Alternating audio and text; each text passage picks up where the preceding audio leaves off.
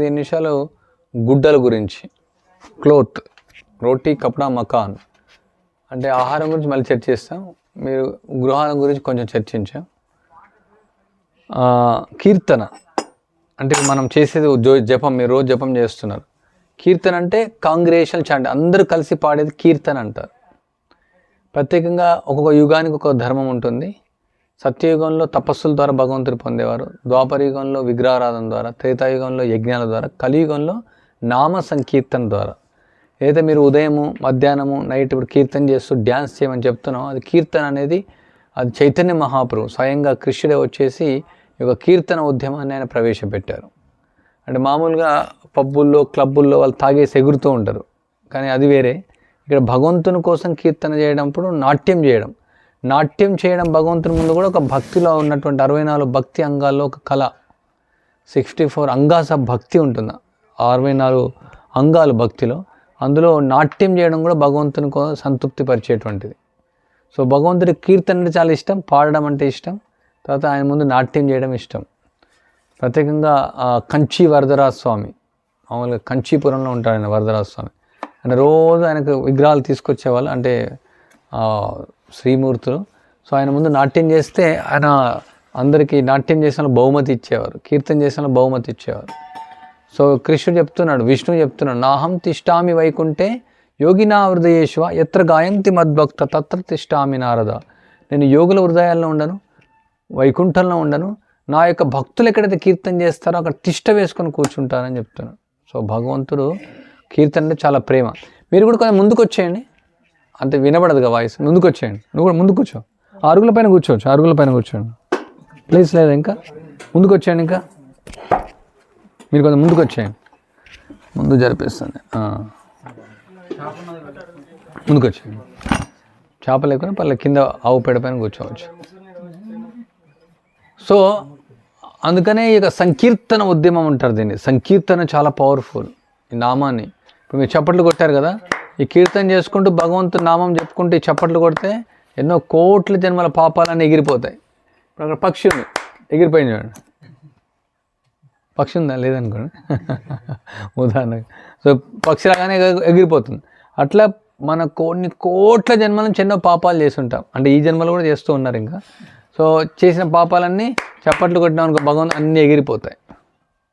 ప్రతి యాక్టివిటీ మనం చేసేది ఇలా మీనింగ్ఫుల్ అనమాట. ఇక్కడ చేసేటువంటి కార్యక్రమాల గురించి అన్ని మీనింగ్ఫుల్. ఉదయం మనం మంగళహారతి వెళ్తాం. మంగళహారతి ఎందుకు వెళ్తాం? బ్రహ్మ ముహూర్త సమయంలో గురువును కృష్ణుని ఎవరైతే కీర్తిస్తారో వాళ్ళు భగవంతుని ధామానికి వెళ్తారు. అంత ప్రత్యేకత. అందుకనే మీకు 3:30కి లేపడం. బ్రహ్మ ముహూర్తం అంటే సూర్యోదయానికి 1:30 ముందు.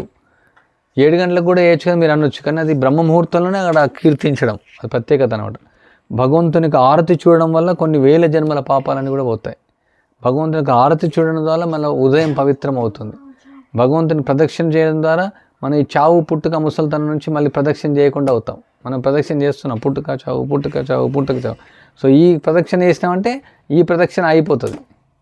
అంటే కొన్నిసార్లు కుక్కగా తిరిగాం, కొన్నిసార్లు నక్కగా తిరిగాం, కొన్నిసార్లు ఎలుకగా తిరిగాం, కొన్నిసార్లు ఏనుగుగా తిరిగాం, కొన్నిసార్లు చీమలాగా తిరిగాం, కొన్నిసార్లు దోమలాగా తిరిగాం, కొన్నిసార్లు పందిగా తిరిగాం, తన గుడ్డెలుగా తిరిగాం, కొన్నిసార్లు ఎక్సెట్రా ఎక్సెట్రా.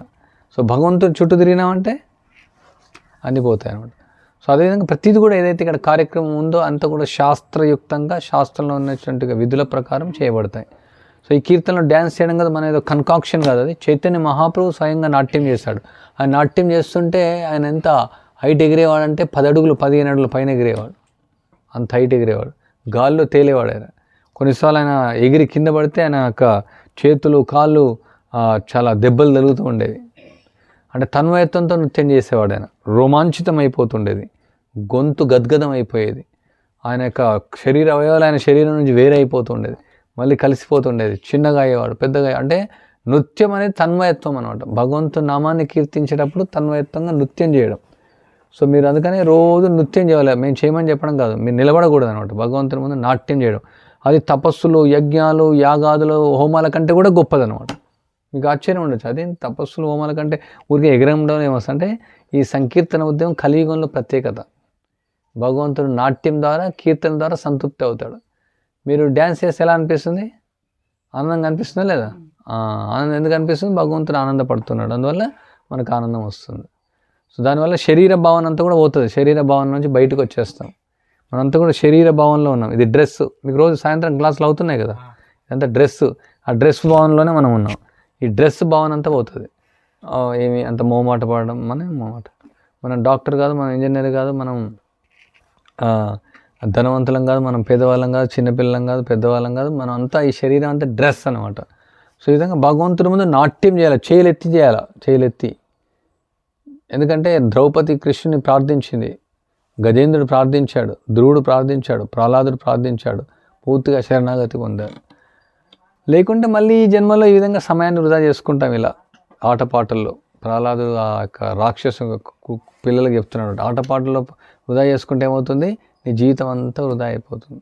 మళ్ళీ చావు మళ్ళీ పుట్టుక, మళ్ళీ చావు మళ్ళీ పుట్టుక, మళ్ళీ చావు మళ్ళీ పుట్టుక, మళ్ళీ చావు మళ్ళీ పుట్టుక, పుట్టడం చావడం ఈ సఫరింగ్ అవుతూ ఉండాలి మనం. సో అందువల్ల ఈ భక్తి అనేది చాలా ముఖ్యం. సో మీరు ఉన్నటువంటి ఈ 20 రోజులు కూడా రోజు కీర్తనలు నృత్యం చేయండి, బాగా నృత్యం చేయండి, బాగా పాడండి, గొంతెత్తి పాడండి, ఎంతో ఆనందం వస్తుంది. కృష్ణుని యొక్క నామం కృష్ణుడికి తేడా లేదు, సాక్షాత్తు కృష్ణుడే. కృష్ణు యొక్క నామాన్ని మనం జపించినామంటే ఇంకా కృష్ణుడితో ఉన్నట్టే. కృష్ణుడు మన నాలుకపై నాట్యం చేస్తాడు, కృష్ణుడితో మాట్లాడచ్చు, కృష్ణుడు దర్శనం చేసుకోవచ్చు. కృష్ణుడే, సాక్షాత్తు కృష్ణుడే కృష్ణ యొక్క నామం అంటే. మీరు ఎంతో భాగ్యవంతులు, చిన్న వయసులోనే ఈ కృష్ణనామాన్ని కీర్తించగలుగుతున్నారు. కొన్ని 800 కోట్ల జనాభా ఉంది, ఎంతమంది కృష్ణనామాన్ని కీర్తిస్తున్నారు? చాలా తక్కువ మంది. సో అందుకని ఈ అవకాశాన్ని ఉపయోగించుకోండి, నామం జపం చేయండి, నామం కీర్తన చేయండి. తర్వాత సేవ కూడా చేయడం ముఖ్యం. నామం కీర్తన చేస్తేనే అప్పుడు సేవ చేయగలుగుతాం, సేవ చేస్తేనే కీర్తన చేయగలుగుతాం. కృష్ణుడి యొక్క సేవ దొరికిందంటే ఎంతో భాగ్యం. మన శరీరం అంతా ఉంది దానికోసం అన్నమాట, ఈ యొక్క రక్తం మాంసం నెత్తు దేనికోసం? భగవంతుడి సేవ కోసం ఉపయోగించాలి. లేకుంటే ఇది ఉపయోగం లేదు, తోలు తిత్తిలాగా. ఇక సేవ చేయకుంటే ఏమవుతుంది, మేకలకు తిత్తులు ఉంటాయి తెలుసా, పాలు తీసేలాగానే ఉంటాయి ముందు ఇక్కడ, కానీ అందులో పాలు రావు, ఆ ఊరికే ఉంటాయి. సో అట్లా మనం శరీరం ఉంది కానీ కృష్ణుడు సేవ చేయకుంటే, భగవంతుడి సేవ చేయకుంటే మన శరీరం వృధాలాగానే. అప్రాణహి దేహస్య మండనం లోకరంజనం. శవం ఉందనుకోండి, శవానికి అన్ని ఉంగురాలు పెట్టారు, బంగారం వేశారు, గొలుసులు వేశారు, దండలు వేశారు, అంతా డెకరేషన్ చేశారు, శవానికి అంతా ఉపయోగం ఉందా? ఏం ఉపయోగం? అంటే మిగతా అంతా కూడా శవానికి అలంకారం. కృష్ణుడి యొక్క సేవ తప్ప మిగతా అన్నీ కూడా అలంకారం లాగానే, అవన్నీ కూడా సమయం వృధానే.